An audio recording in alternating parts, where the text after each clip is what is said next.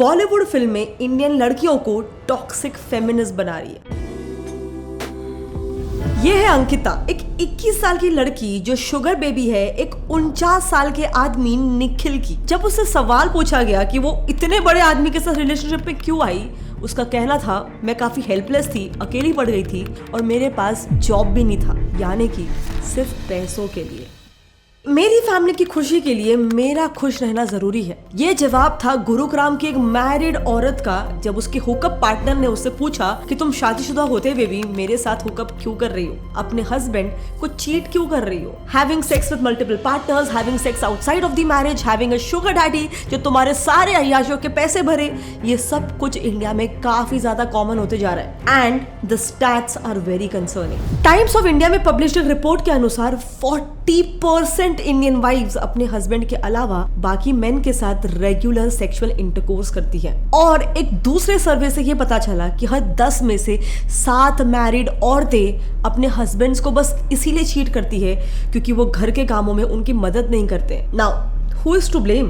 Well, हम चाहे या ना चाहे बॉलीवुड इंडियन गर्ल्स का ब्रेन वॉश कर रही है, क्योंकि बॉलीवुड जिस तरीके से अपने मूवीज में एक स्ट्रॉन्ग इंडिपेंडेंट वुमेन दिखा रही है उसमें काफी मेजर फ्लॉज है। कितने वर्ष के थे जब आपने अपनी वर्जिनिटी से मुक्ति प्राप्त की? I was just 16. When I was 20. एक तो 14 की थी मैं जब 19 साल की थी। Nobody stays virgin at this age, रुकुल। Nobody stays virgin for this long.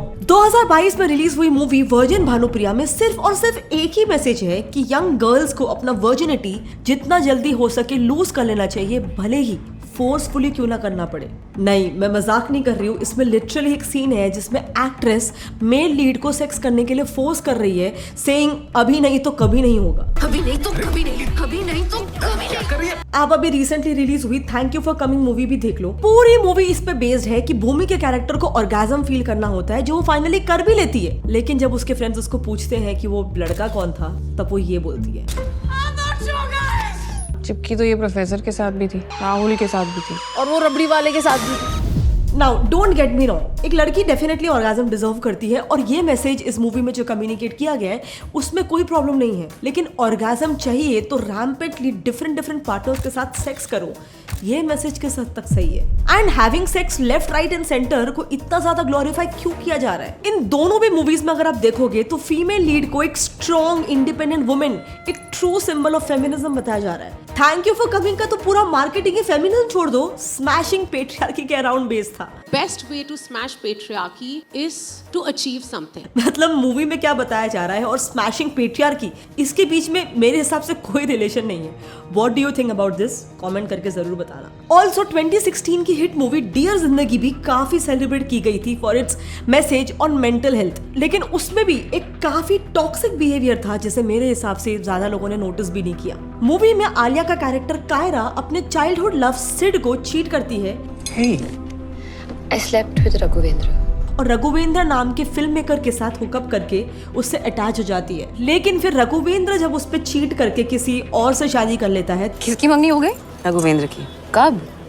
पिछले हफ्ते। तब ऐसा बताया गया है मूवी में कि कायरा ट्रॉमा में चली जाती है और फिर पूरी मूवी उसी के बारे में है कि वो अपने ट्रॉमा से कैसे हील करती है। सो बेसिकली कायरा को विक्टिम बताया गया है, जबकि चीटिंग तो कायरा ने भी सिड के साथ की, पर पूरी मूवी में उस पर इतना हाईलाइट नहीं किया गया। क्या इसका मतलब ऐसा है कि लड़की के साथ हुआ तो इट्स कम्प्लीटली रॉन्ग, पर वही किसी मेल के साथ हुआ तो सब कुछ ओके है? एक और एग्जांपल लेते हैं, लेकिन उसके पहले डोंट यू थिंक वुमेन का ऐसा so called bold portrayal women safety point of view से भी काफी डेंजरस हो सकता है, specially cyber crime and call frauds के लिए जिसके प्राइम टारगेट्स काफी बार औरतें होती है। इसीलिए अभी एक्सट्रीमली इंपॉर्टेंट है कि इंडियंस जितना हो सके स्पैम और अनवांटेड कॉल्स अवॉइड करें, लेकिन वी ऑल नो इन्हें अवॉइड करना मुश्किल ही नहीं, ऑलमोस्ट नामुमकिन होता है। But don't worry, get contact लाया है इस प्रॉब्लम के लिए काफी यूनिक सोल्यूशन। ये ऐप का सबसे इंटरेस्टिंग फीचर है कि इसमें आप देख सकते हो कि लोगों ने आपका नंबर अपने फोन बुक में किस नाम से सेव किया हुआ है, which is the most fun. जैसे मेरा आप देख सकते हो कितने वियर्ड नेम से सेव किया है, निकिता किडो CST,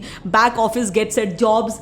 इतने फनी नेम्स क्यों यार, मेरा नाम निकिता ठाकुर है। But on a serious note, ये स्पैम कॉल्स को भी ब्लॉक कर सकता है और आपके कॉल आंसर करने से पहले ही कॉल आइडेंटिफाई भी कर सकता है, विच इज ग्रेट। मैंने गेट कॉन्टैक्ट ऐप का लिंक नीचे डिस्क्रिप्शन में डाल दिया है, उसे जरूर चेकआउट करना। और ये ऐप आपको easily play store, app store या फिर ऐप गैलरी पर भी मिल जाएगा। ना coming back to our topic, एक और काफी कंट्रोवर्शियल वेब सीरीज का एग्जांपल लेते हैं। मेड इन हेवन में लीड एक्ट्रेस तारा अपने ऑलरेडी एंगेज बॉस को सेड्यूस करती है और उस एक्ट को रिकॉर्ड करके वो बॉस को अपनी शादी तोड़ के उससे शादी करने के लिए मजबूर करती है। लेकिन फिर उसका हस्बैंड उस पर चीट करता है और कुछ टाइम बाद वो डिवोर्स फाइल करके एक दूसरे लड़के के साथ रिलेशनशिप में आती है। बट इस नए लड़के के साथ रिलेशन में होने के बावजूद वो अपने एक्स हस्बैंड के साथ फिजिकल होती है ताकि उसे उसका एक बंगलो एलिमनी में मिल जाए। और ये सब होने के बाद जब उसका करंट पार्टनर उससे जवाब मांगता है तब वो कहती है, don't ever think you can take that decision for me. Please don't think you can ever make that decision for me. मतलब ये कैसा फेमिनिज्म है? अपने पार्टनर के लिए लाइफ कंट्रोल करना ये बेशक गलत है, पर पार्टनर की गलती करने पर उससे एक सवाल पूछना ये तो हर किसी का राइट है। इसमें कंट्रोल कहाँ से आता है? और एक्स्ट्रा मैरिटल अफेयर और चीटिंग को तो कितना कैजुअली दिखाया जाता है। इसी साल रिलीज हुई वेब सीरीज जी करदा में दिखाया है कि एक्ट्रेस अपने एक वेडिंग फंक्शन के दौरान ही उसके हस्बैंड के बेस्ट फ्रेंड के साथ फिजिकल हो जाती है। सेम लाइंस पे ही लिपस्टिक अंडर में बुरखा की एक फीमेल लीड भी अपने ही एंगेजमेंट के दौरान एक्स बॉयफ्रेंड के साथ फिजिकल हो जाती है। फिर 4 मोर शॉट्स में दामिनी का कैरेक्टर जो अपने अबॉर्शन के बाद अपने बॉयफ्रेंड को फिजिकल होने के लिए मना करती है because she is not ready, लेकिन फिर वही दामिनी अपने उसी बॉयफ्रेंड पे चीट करती है और किसी और के साथ फिजिकल हो जाती है। एंड सबसे वियर्ड बात, जब वो उसका बॉयफ्रेंड उससे पूछता है कि तूने मुझ पे चीट क्यों किया, तो वो लड़की उसी पे चिल्लाने लग जाती है कि तुम कितने जजमेंटल हो, मुझे जज क्यों कर रहे हो। भाई साहब चल क्या रहा है? एंड सबसे कंसर्निंग बात ये है ना कि इन तीनों भी कैरेक्टर्स को उनके टॉक्सिक बिहेवियर का बिल्कुल भी अफसोस करते हुए नहीं दिखाया गया है। मतलब बेसिकली मूवीज के हिसाब से एक लड़की अपने फिजिकल नीड्स को सेटिस्फाई करने के लिए किसी भी एक्सटेंट तक जा सकती है, भले ही उसके लिए उसे अपने बॉयफ्रेंड या फिर हस्बैंड को चीट क्यों ना करना पड़े और 10 रैंडम लोगों के साथ क्यों ना रहना पड़े। And that behaviour is shown as the poster cover of feminism. But is this really feminism? This is toxic feminism. Toxicity ही एक वो चीज है जो मेरे हिसाब से जेंडर न्यूट्रल है। लड़का भी टॉक्सिक हो सकता है और लड़की भी हो सकती है। मतलब चलो आप इसी जगह पे एक लड़के को रख के देखो, अगर एक लड़का माइंडलेसली मल्टीपल पार्टनर्स के साथ हुकअप करता है रिलेशनशिप में होने के बावजूद या अदरवाइज भी, तो उसकी भी कोई तारीफ नहीं करता है। उस लड़के को भी तो टॉक्सिक ही समझा जाता है जिससे लड़कियां दूर रहती है। सो यहाँ पे फेमिनिज्म और इक्वल राइट्स की बात ही कहाँ से आती है? और कम से कम बच्चों में तो ये टॉक्सिक माइंडसेट फैलाना छोड़ दो। Thank you for coming movie में ही एक सीन है जिसमें स्टार्ट में स्कूल का एक ड्रामा चल रहा होता है, जब भूमि का चाइल्डहुड प्ले करने वाली कैरेक्टर सबके सामने स्टेज पे चिल्लाती है कि नहीं, बच्चे ऐसे नहीं पैदा होते, बच्चे तो सेक्स करके पैदा होते हैं।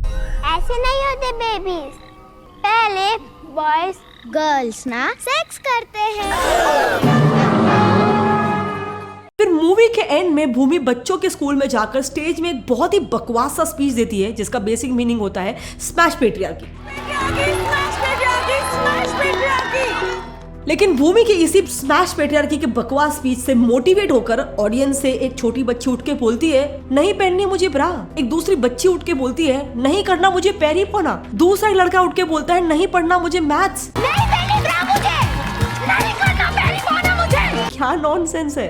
आप मुझे बताओ, अगर ये मूवी एक कोई 12-15 साल की बच्ची देखती है, बच्चा भी देखता है, उसके दिमाग में क्या चल रहा है कि अगर उसे एक एजुकेटेड मॉडर्न वुमेन बनना है तो ऐसे करो, ब्रा पहनना और पैरी पौना करना छोड़ दो, जो कि ट्रेडिशनल चीज है, उसमें पेट्रियार्की कहाँ से आती है। एंड याद रखना, आप चाहो या ना चाहो, यही बॉलीवुड फिल्म में आपके सोच को कंट्रोल कर रही है। हाल ही में एक prominent think tank Oxfam India ने बॉलीवुड की 2009 से 2018 तक की मूवीज को स्टडी किया। इन मूवीज में 3 idiots, Dabangg 2, student of the year, Dhoom 3, Chennai express ऐसी कुछ प्रोमिनेंट फिल्म्स थी। जिस सर्वे में ये मालूम पड़ा कि बॉलीवुड की 88% मूवीज में वुमेन को बहुत ज्यादा नाइव यानी कि भोली, फ्रैजाइल और अनरीजनेबल यानी कि बेवकूफ बताया जाता है। इसके साथ ही इन मूवीज में वुमेन को उसके क्लोथिंग्स और एक्शन से काफी ज्यादा सेक्सुअली रिवीलिंग भी बताया जाता है। अब इसके बाद वुमेन के ऐसे पिक्चराइजेशन से बॉलीवुड में जो सोसाइटी पे इंपैक्ट क्या होता है उसे जानने के लिए ऑक्सफैम ने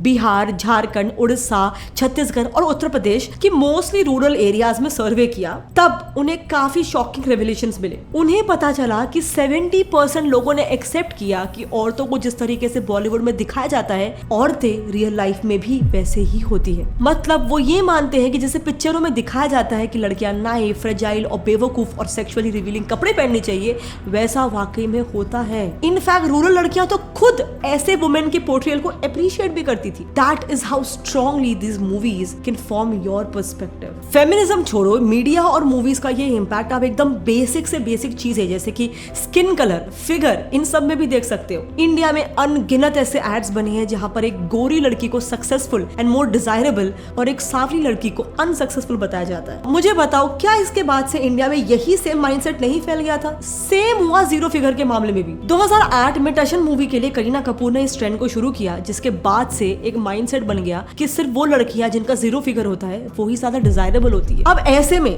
जब बॉलीवुड का इतना स्ट्रॉन्ग इन्फ्लुएंस है इंडिया की जनता पर, ऐसे में अगर बॉलीवुड फेमिनिज्म के नाम पर having sex with multiple partners, extra marital affairs, gold digging, इस सब को नॉर्मलाइज करेगा तो उसका इम्पैक्ट सोसाइटी पे कितना सिवियर होगा क्या हो रहा है। आप रिसेंटली फेमस हुए कुछ फेमिनिस्ट मूवमेंट्स ले लो, फ्री द निपल्स या बर्न द ब्रा मूवमेंट। जब ये मूवमेंट फेमस हुआ था, कई आम लोग भी और सेलिब्रिटीज भी इस मूवमेंट को फॉलो करने लग गए थे। So yes, I am a burn the bra kind of feminist. I'm a feminist, you know, honestly speaking. I could burn my bra any second. जैसे कि दीपिका मल्होत्रा जो बर्न द ब्रा मूवमेंट को support करने के लिए 3 दिनों तक लगातार बिना ब्रा पहने ऑफिस जा रही थी। फिर सोनाली चोपड़ा जो पहली फीमेल सेलिब्रिटी थी जिन्होंने बर्न द ब्रा मूवमेंट को लेकर इंस्टा पे फर्स्ट पोस्ट किया था। और इसके अलावा मिट जाए हम सॉन्ग की सिंगर अनुष्का मनचंदा ने तो अपनी न्यूड पिक्स ही पोस्ट कर दी थी और निपल फ्री रहने को खुद का फंडामेंटल राइट बताया था। पर मेरे एक सिंपल से क्वेश्चन का जवाब दो, इनके ब्रालेस होने से इन्हें इक्वालिटी कैसे मिल रही है? It literally makes zero sense and this is because burn the bra movement जैसे आपके सामने रखा गया है वो गलत है। इसका असली नाम बल्कि था फ्रीडम ट्रैश कैन मूवमेंट और उसके पीछे का रीजन भी कम्प्लीटली डिफरेंट था। एक्चुअली 1950s के दौरान तक यूएस में वुमेन को स्कूल कॉलेजेस में एडमिशन नहीं मिलता था, वो खुद का घर भी नहीं खरीद सकती थी और फीमेल होने की वजह से उन्हें जॉब्स तक नहीं मिलता था और गलती से मिल भी जाए तो जब वो प्रेग्नेंट हो जाती थी उसे फायर कर दिया जाता था। तो ऐसे ही कॉज के लिए कुछ 100 औरतों ने उस टाइम मिस अमेरिका पैजेंट का विरोध करने के लिए फ्रीडम ट्रैश कैन नाम का एक प्रोटेस्ट शुरू कर दिया। इसमें उन औरतों ने खुद के मॉप्स, लिपस्टिक्स, हाई हील्स जैसे खुद की चीजें फेंकी थी जो यूजुअली वुमेन को स्टीरियोटाइप करती थी। फिर उन्हीं 100 औरतों में से एक औरत ने अपना खुद का ब्रा उतार कर उस ट्रैश कैन में डाल दिया और तब से कुछ लोगों ने इसे बर्न द ब्रा मूवमेंट बुलाना शुरू कर दिया। इसका लिटरल मीनिंग ये नहीं था कि लड़कियों को ब्रा नहीं पहनना है क्योंकि लड़के भी तो नहीं पहनते। This literally makes zero sense and जितने जल्दी आप ये समझो उतने ही जल्दी आप अपने फ्रेंड्स को, अपने फैमिली को, अपने आप को बॉलीवुड के इस फ्लॉड कॉन्सेप्ट ऑफ फेमिनिज्म से दूर रख पाओगे। एंड ऑफ कोर्स जैसे हर चीज के 2 पहलू होते हैं, बॉलीवुड ने ऐसी भी कई सारी कहानियां बनाई हैं जिसमें ट्रू फेमिनिज्म दिखाया है। इंग्लिश विंग्लिश, चक दे इंडिया, पिंक, थप्पड़, क्वीन, ये मेरे कुछ फेवरेट मूवीज थे जिनके फीमेल लीड्स काफी ज्यादा इंस्पायरिंग थे और एक सही मैसेज लोगों को दे रहे थे। इन मूवीज में जिस तरीके से औरतों को एम्पावर होते हुए बताया है वो मेरे हिसाब से एक ट्रू आइडिया ऑफ फेमिनिज्म है। आपका इसके बारे में क्या ख्याल है? क्या बॉलीवुड की कई सारे फिल्में out and out toxic feminism promote करती है? एंड आपको पर्सनली कौन सी मूवीज, कौन सा सीन या कौन सा डायलॉग पर्सनली गलत लगता है? नीचे कमेंट करके जरूर बताना। Also since we are speaking about Bollywood, मेरे क्वेश्चन का जरा जवाब देना। राखी सावंत, उर्फी जावेद और अभी का लेटेस्ट औरी, इनका काम क्या है? इनकी लेटेस्ट मूवी या सॉन्ग कब रिलीज हुआ था? नहीं पता ना, मुझे भी नहीं। लेकिन आप अभी अपना इंस्टाग्राम खोलो, आपके फीड पे इनके हजारों वीडियोस आ जाएंगे।